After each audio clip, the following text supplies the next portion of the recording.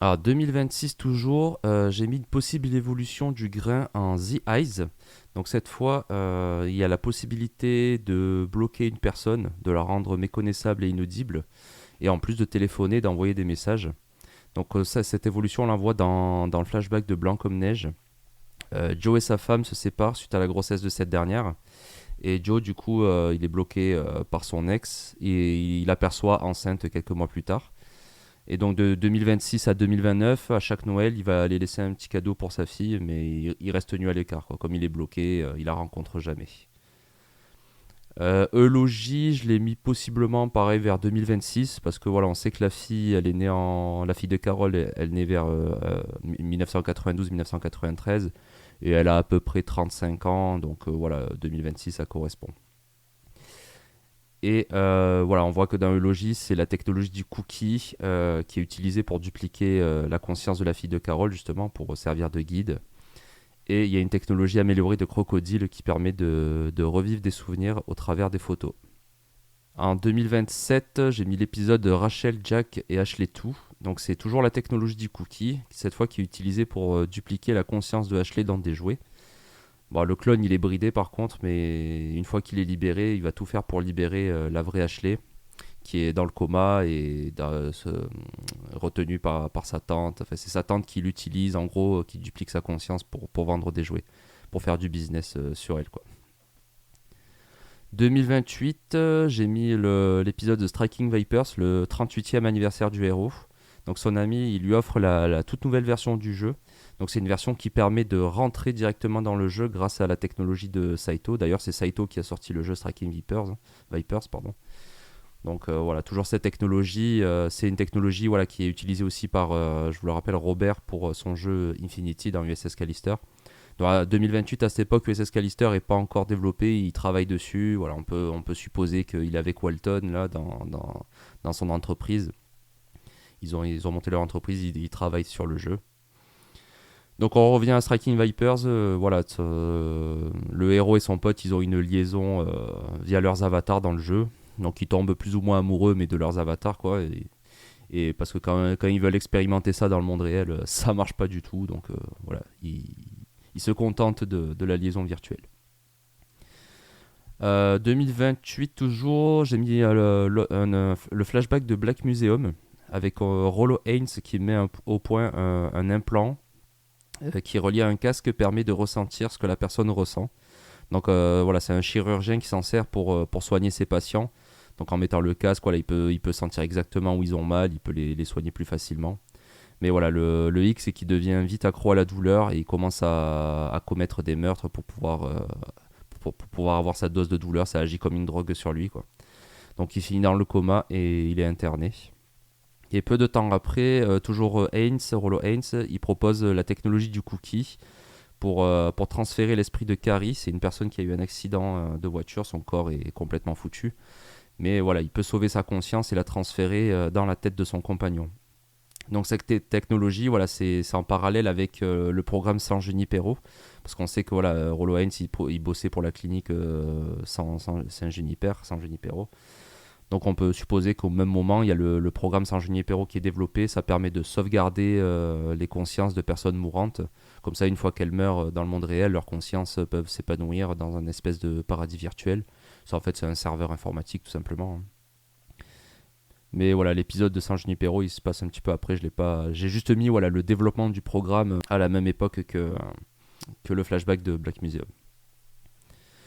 L'épisode Hôtel Rêverie, je l'ai mis pareil vers 2028 parce que voilà, c'est la technologie du cookie qui est utilisée par Red Dreams pour transférer la conscience d'une actrice dans la reconstitution du film de 1949 et ça permet ainsi de tourner une nouvelle version.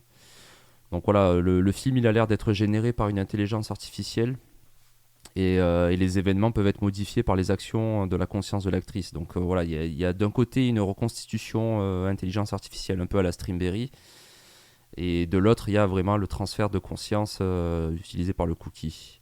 Donc ça se déroule forcément après 2025, et possiblement, j'ai mis à la même époque que Striking Vipers et San Junipero, parce que c'est quand même des technologies très similaires, quoi. Il y a le principe de transfert virtuel et qui est au centre de ces épisodes-là aussi. 2029, Carrie, qui est toujours dans la tête de son compagnon, finalement, elle est transférée dans une peluche parce que voilà, son compagnon n'a plus du tout de vie privée, elle fait que intervenir, donc il en a un peu marre. Donc il la transfère dans une peluche, il offre à son fils, à leur fils. Mais voilà, bon, bah, le fils il se délaisse vite et voilà, il abandonne un peu la peluche quoi. Carrie est prisonnière dans cette peluche, elle peut que assister à cet abandon. Donc elle atterrira quelques années plus tard au Black Museum, on y reviendra bientôt. À même époque, on a toujours un flashback de Blanc comme neige. Cette fois, Matt, il utilise le The Eyes qui avait évolué, je vous le rappelle. Il s'en sert pour coacher des célibataires à distance. Mais voilà, il finit par assister impuissant à un meurtre doublé d'un suicide.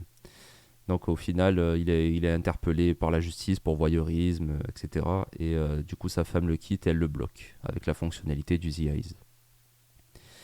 Même époque, c'est un petit bandeau d'informations qui passe pendant le flashback avec la peluche et le fils de Carrie.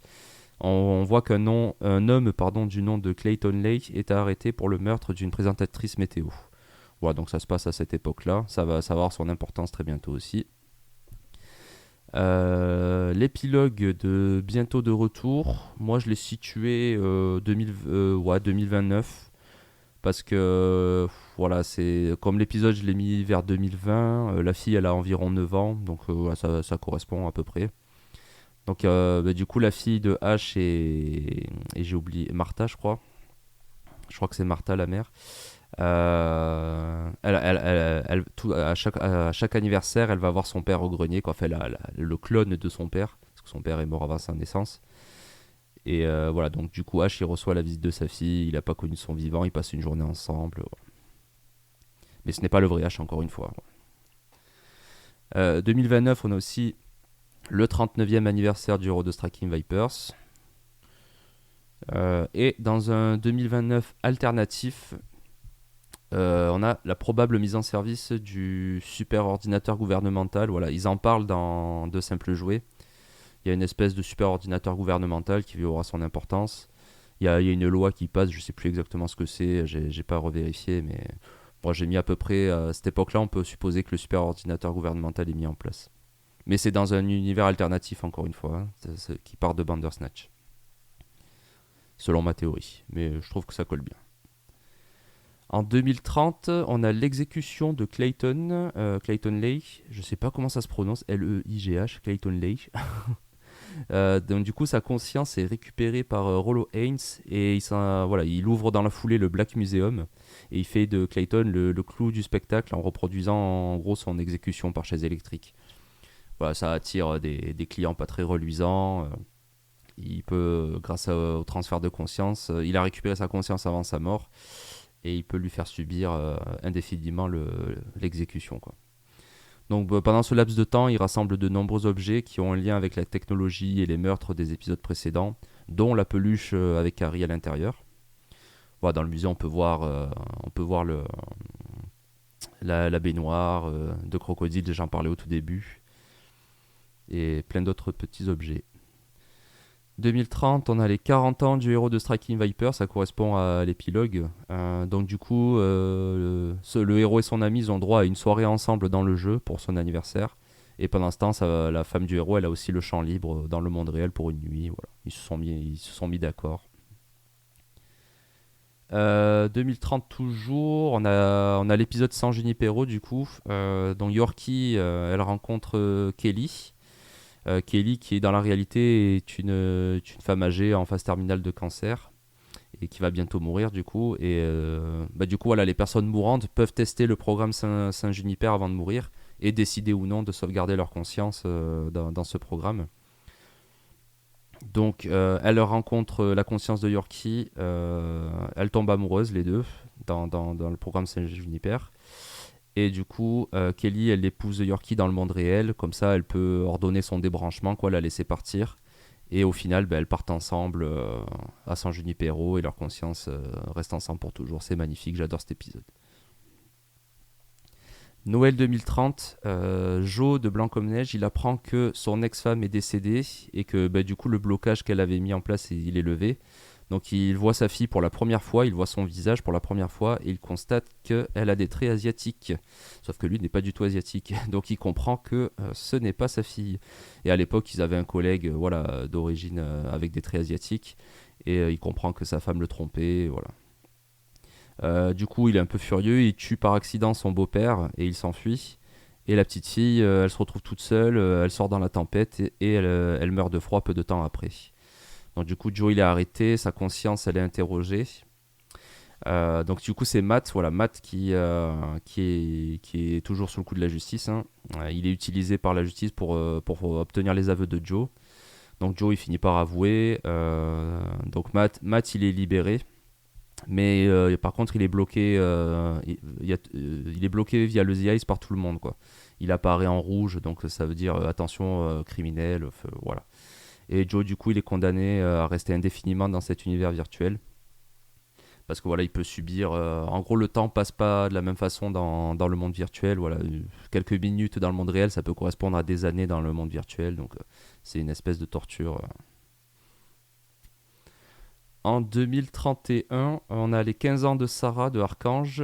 Sa mère, elle remet le programme en route pour la surveiller. Voilà, c'est l'adolescence, elle commence à faire un peu des conneries, donc sa mère, elle s'inquiète. Au final, voilà, je ne rentre pas dans l'épisode en détail, mais ça termine que Sarah, elle pète la tablette sur la tête de sa mère et elle s'enfuit.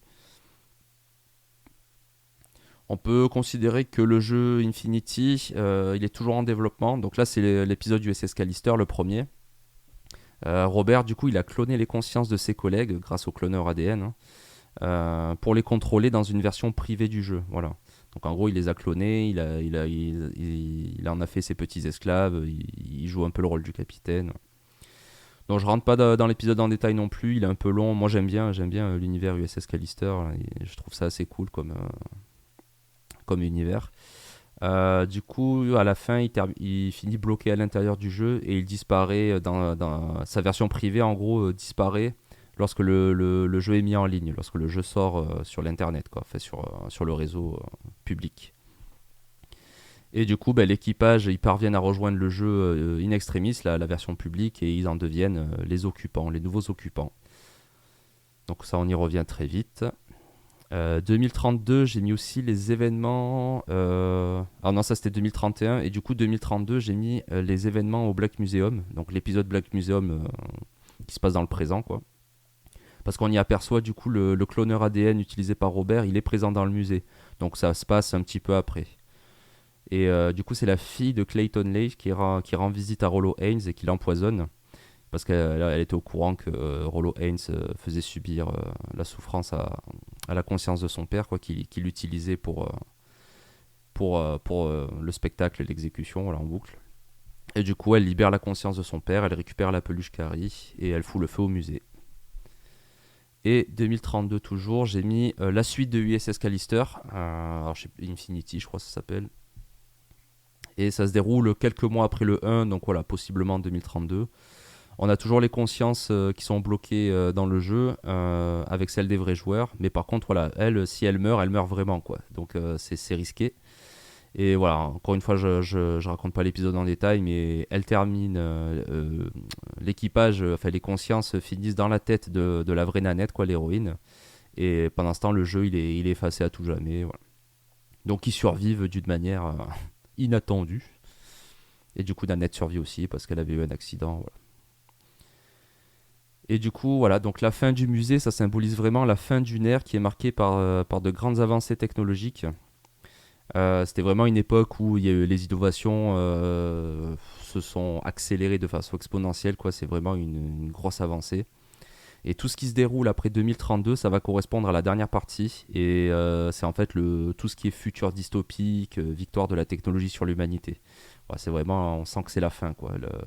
La technologie a gagné. Et vous allez voir que les dates sont vraiment approximatives. Voilà. Là, on passe vraiment dans le théorique, l'approximation. On ne peut pas le dater précisément, quoi. Donc moi j'ai mis après 2032, donc on va dire 2033, le système de notation sociale qu'on voit dans l'épisode Chute libre. Moi j'ai mis qu'il est probablement mis en place vers ces eaux-là, quoi, vers 2033, peut-être 2034, sans plus de précision. Parce que durant l'épisode, on voit que c'est banalisé, toute la société repose dessus, donc ça n'a pas pu se passer vraiment dans un claquement de doigts, quoi. C'est l'épisode en lui-même, je pense qu'il se déroule entre 2035 et 2040, quelque part par là. Mais le système est mis en place en 2033. Alors juste la seule date certifiée, c'est le 2034, mais alternatif, c'est l'univers alternatif de Simple Jouet. Donc Cameron, il est finalement rattrapé par la justice pour le meurtre du dealer de LSD. Mais à la fin, il parvient à pirater le superordinateur gouvernemental grâce à un flashcode. Et du coup, bah, voilà, via les fulloïdes, ils se sont développés de façon à devenir vraiment une forme de vie intelligente qui a un message pour l'humanité. Et il pense que s'il arrive à faire entendre le message à l'humanité, ça va causer un reset. En gros, les humains seront lavés de tout ce qui est mauvais, quoi. La violence, la haine. Mais voilà, tout ce qu'on voit, c'est les gens qui s'évanouissent et on ne sait pas ce qui se passe. Voilà. Donc on peut que supposer, soit ça a marché, soit les followides deviennent vraiment les maîtres de l'humanité, les réduisent en esclavage. On peut que supposer.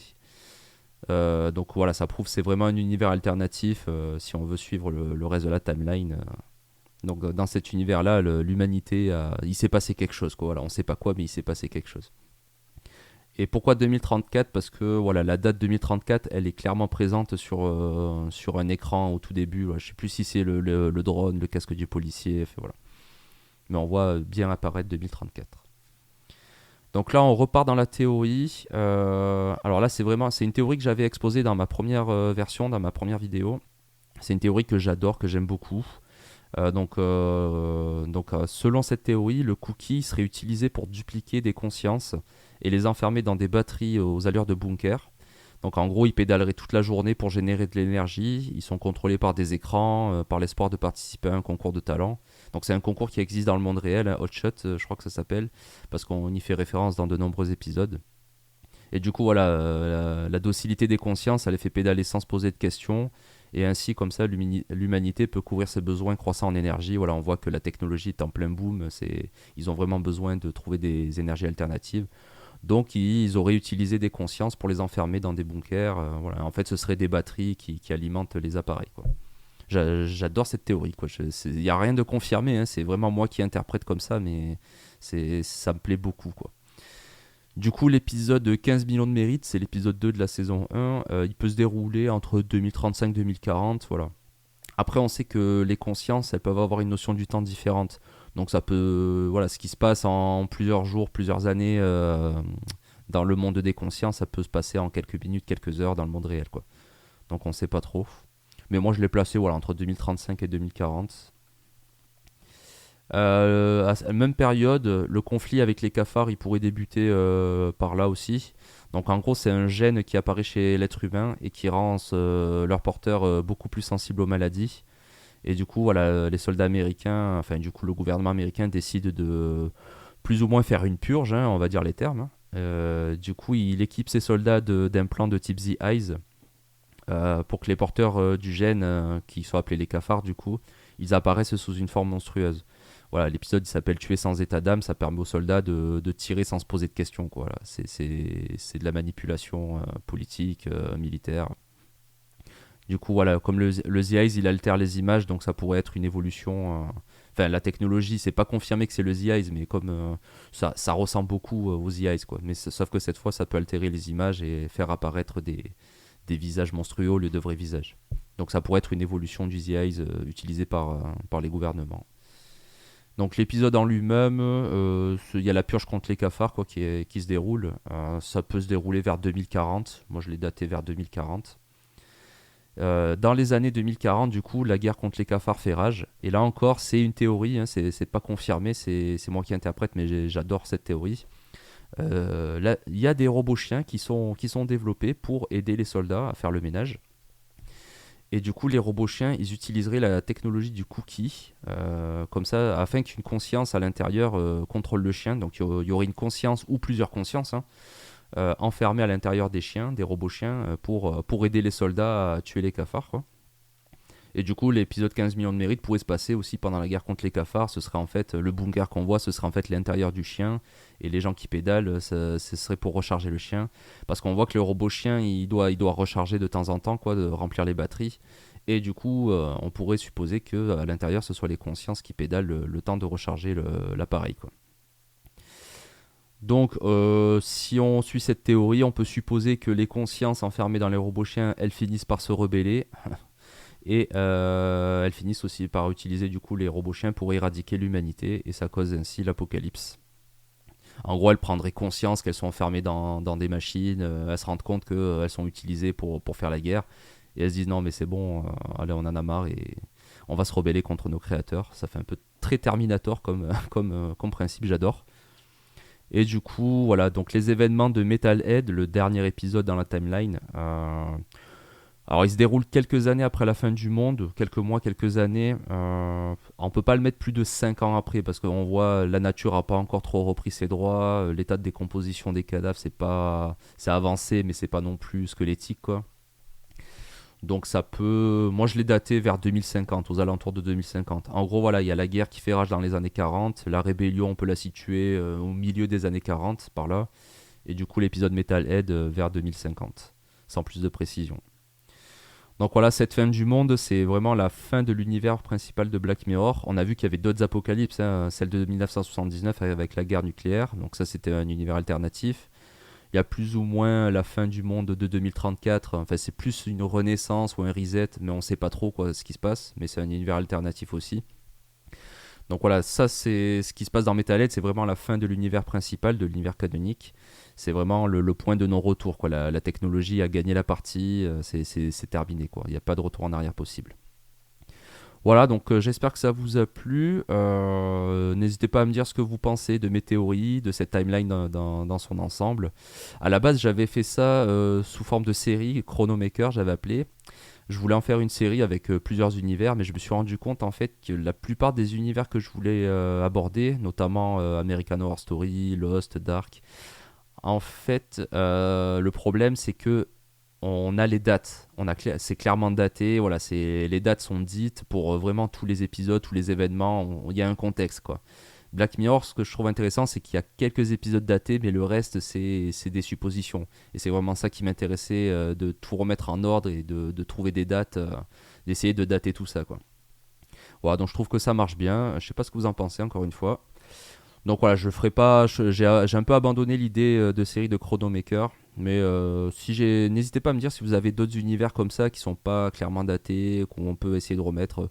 Je pense notamment à. Comment ça s'appelle les films de Tarantino, voilà, bon, il y en a certains qui sont datés, mais il y en a d'autres, on peut que supposer. On sait que ça se passe dans le même univers, la théorie existe. Les films Pixar aussi, bon, après, c'est un peu plus dur les films Pixar parce que ça peut se passer vraiment sur des longues périodes, donc c'est très dur de donner des dates précises. Mais voilà, c'est des théories qui sont connues, c'est des univers qui sont connus, donc je sais pas si c'est pertinent de revenir dessus. Voilà, j'espère que ça vous a plu et je vous dis à la prochaine. Salut!